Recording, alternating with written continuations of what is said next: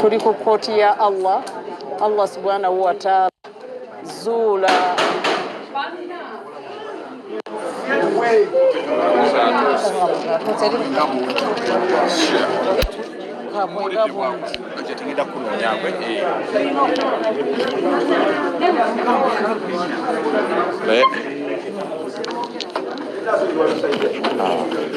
mulamuzi atuuka sawa yonna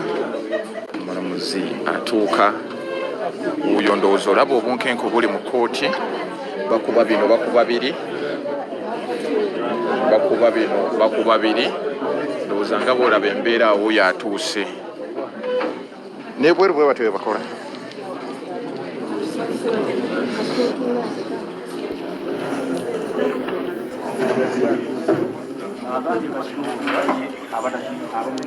sorry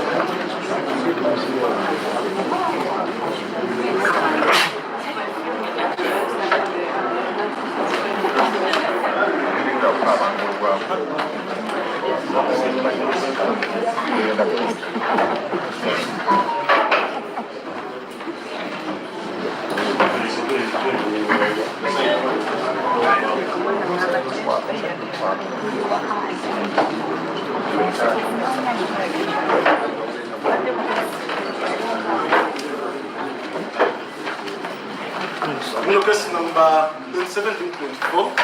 Uganda versus Luzira Ali.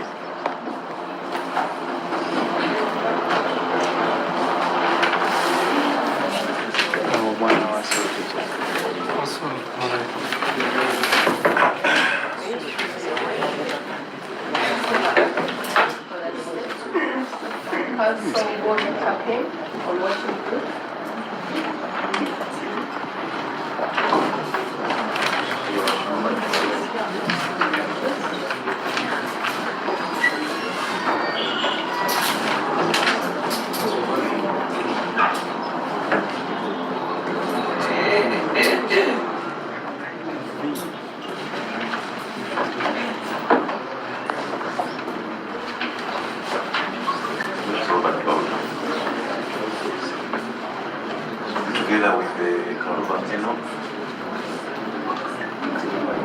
Shamda Farouk,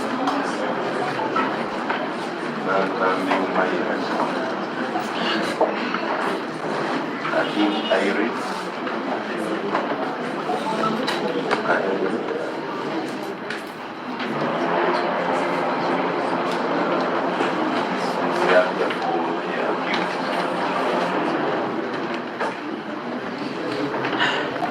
coming up for me.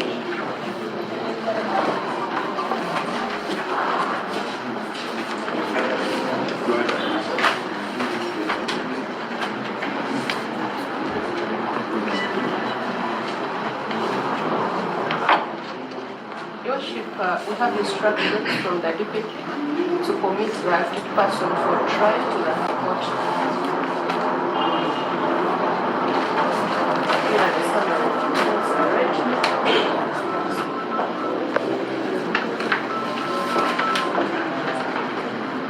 Accused person, you said you understand Uganda? Utategeeza kooti nti nsonga zonna ku lwaleero nga bayimiriragira okuva eri akasaba ka gavumenti okusindika mu kooti enkulu olunaku lwaleero okunoonyeza musango mukuwedde ndizonoma kyokuŋŋaanyizibwa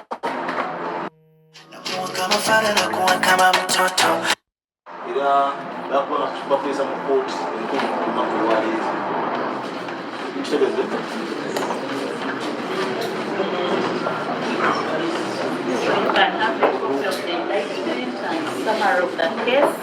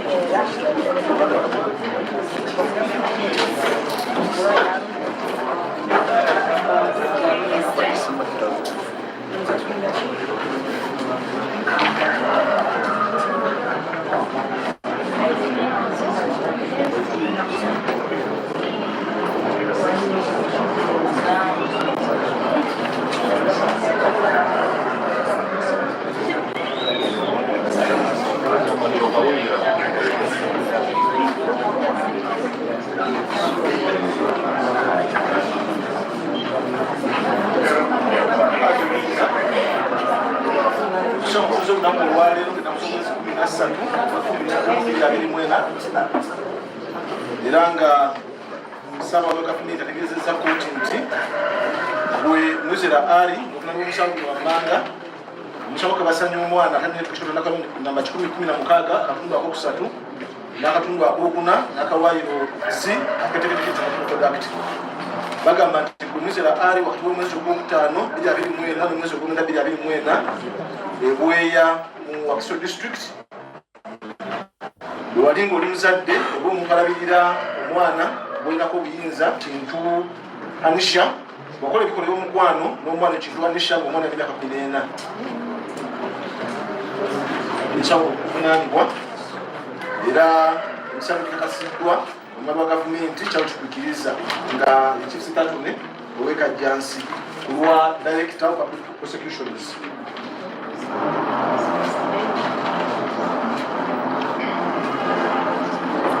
bakutegeeza nti Luzira ali olunaku olwaleero osindikiddwa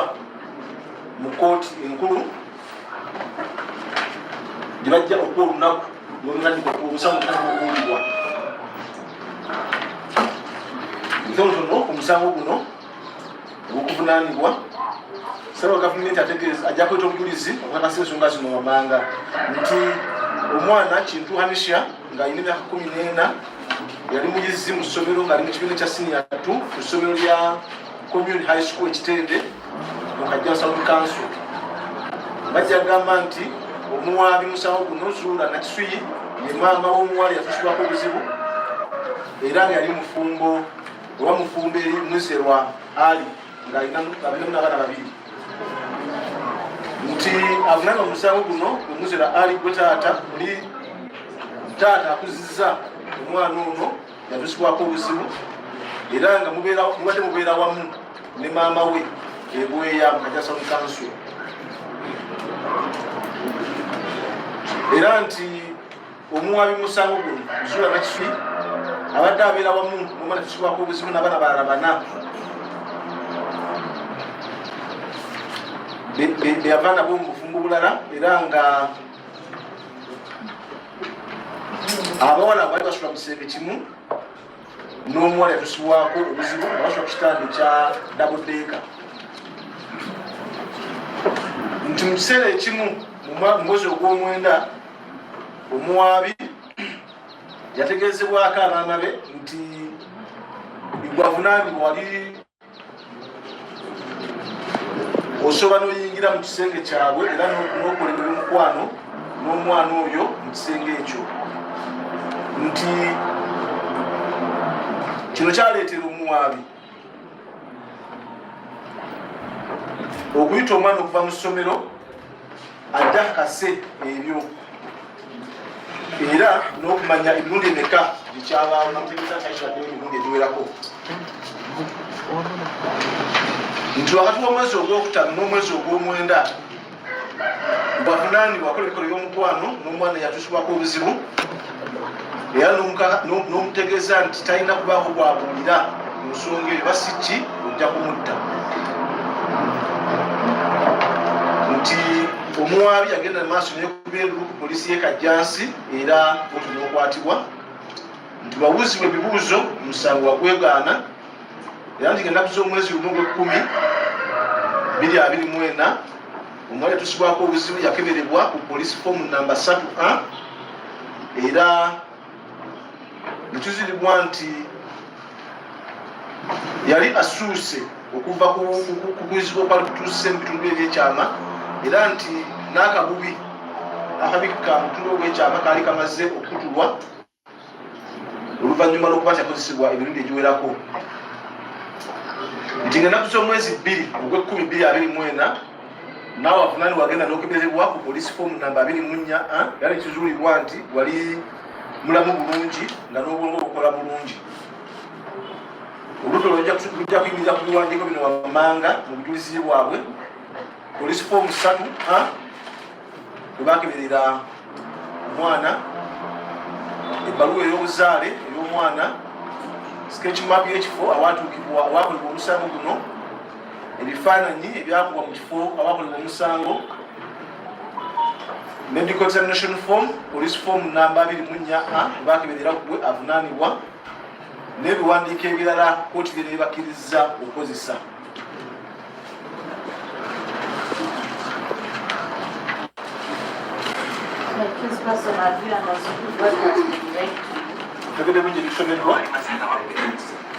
So you are hereby committed to the High Court for trial and your further remanded till the next High Court criminal session. osindikiddwa mu kooti enkulu kaliko kulira omusango gwo era nabisito kooti ekuzizaayo ku uganda okutuuka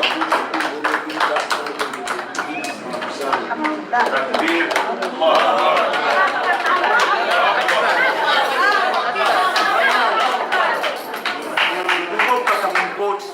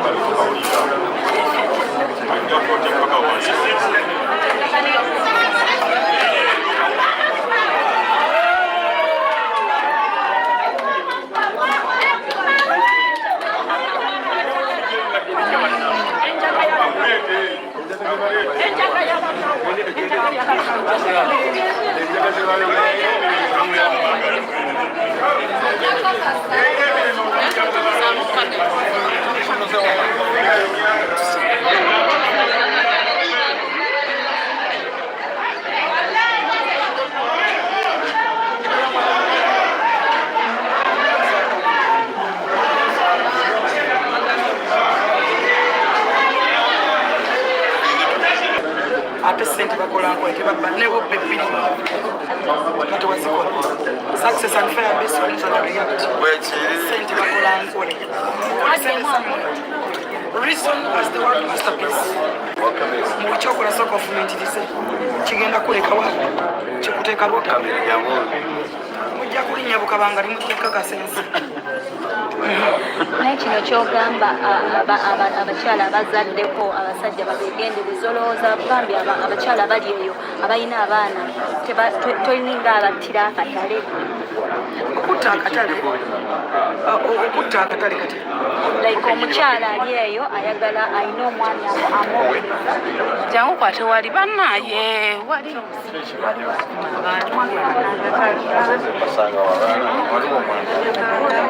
Hajji oyo genda omuteekemu kamera. Assalamu alaikum warahmatullahi wabarakatuh. Kuteekeko akamanso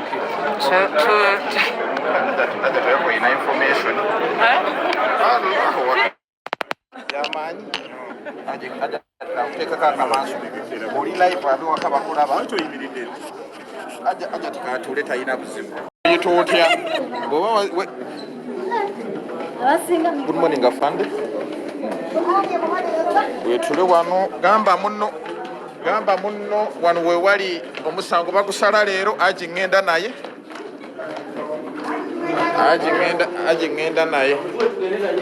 aji tugenda naye leero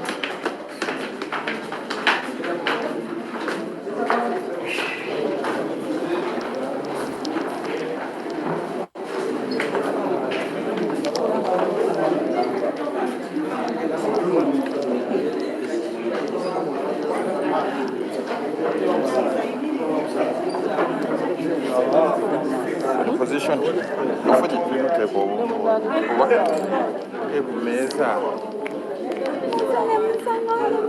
sorry Damas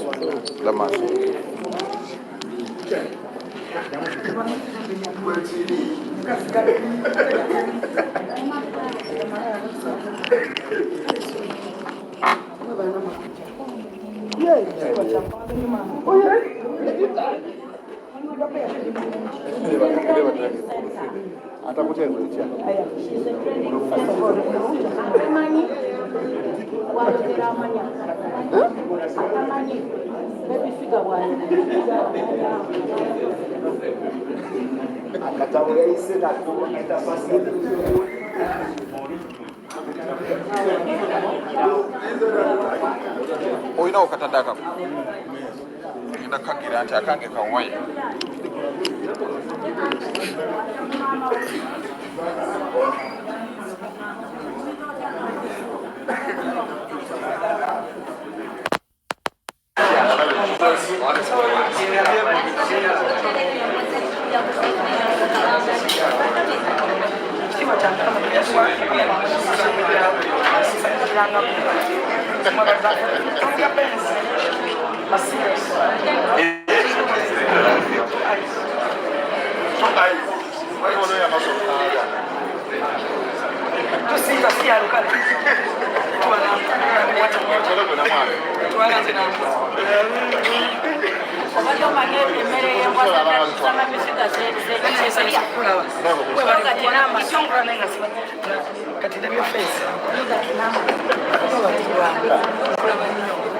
mulwanire ddemberamu abakazi bajja batta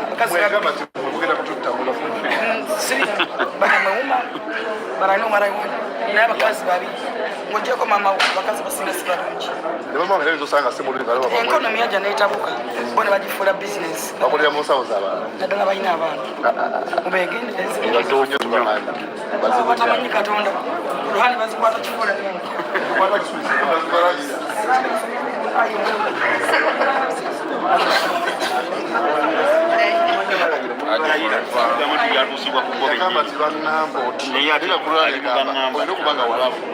obanga wawulira obanga wakwata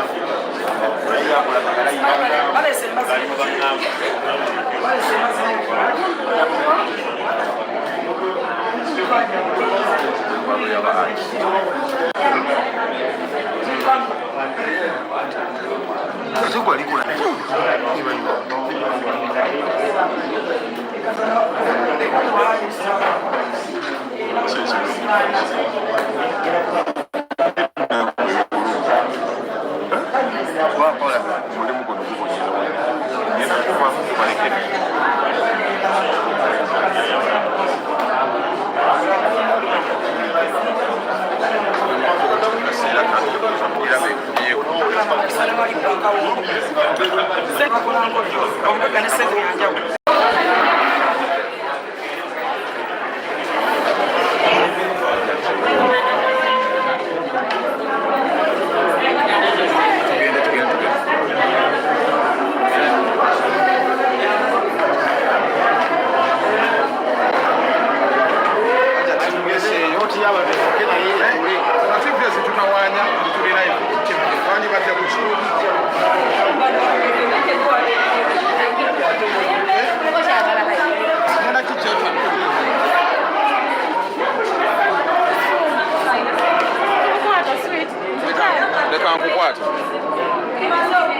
Hajji atawulira essanyu n'obusungu awulira bibiri. Hajji atawulira essanyu n'obusungu. Hajji obusungu bwawulira wadde land boarding. Naye n'ono Hajji mbawulidde essanyu n'obusungu. Hajji ono yeekalakaasa nnyo.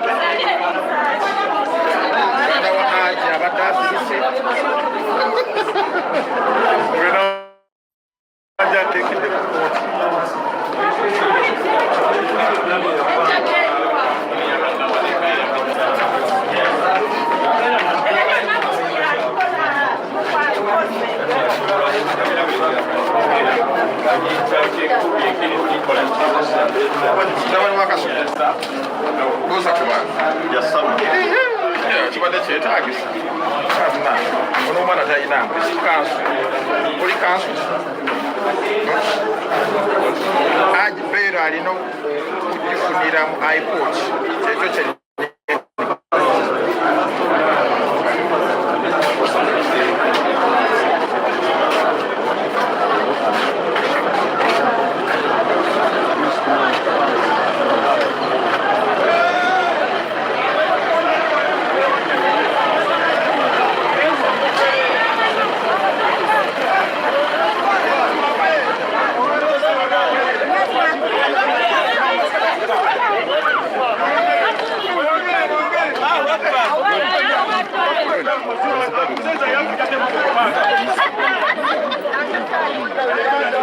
Bismillahirrahmanirrahim. Nze Sheru Bega Said, omusomi w'edduwa, akola ku bizibu byonna, emirimu giganyi, amaka gayuuga, okoze bizinesi za buli kika, otambudde n'okugenda e Bulaaya, ng'ogezesezza omukisa gwo guganyi, nkozesa n'ekyoto bannabbi kye basobola okuba nti basinziirako, okuba nti bakola saddaaka eza buli kika, kuba bayokyerangako n'endiga nga bw'olaba endiga ya nabbi Ibrahim nga aliko Ismail, kyali kirooto, ne kijjawo emiziziko gyonna, nga ke kaseera naffe gwe tusobola okuba nti tutambulira, okusobola okuba nti tujjawo ebyo byonna ebyagaana. Nze Sheru Bega, enamba yange 0766599991 bw'oba okubye ku namba eyo nja kukumalira ensonga zo zonna. Njagala tusobole okuba nti tukwatagana biidhini rahman, tusobole okumalawo emiziriko gyonna. Assalamu alaikum wa rahmatullahi wa barakatuh.